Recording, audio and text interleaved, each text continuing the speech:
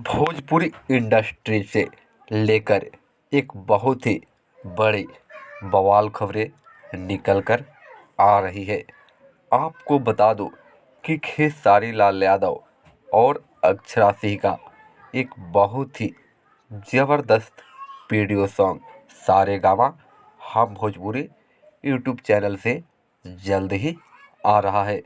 आपको बता दूं कि खेसारी लाल यादव जी का एक बहुत ही बवाल का वीडियो गूगल से पूछा रजाऊ जो है कि आज SR के म्यूजिक के यूट्यूब चैनल पर रिलीज हुआ है, जिस गाने को खेसारी लाल के चाचा कृष्णा बेदर्दे जी लिखे हैं। इस वीडियो को आप देख लिए तो ये वीडियो आपको कैसा लगा ज़रूर कमेंट बॉक्स में आकर बताइए।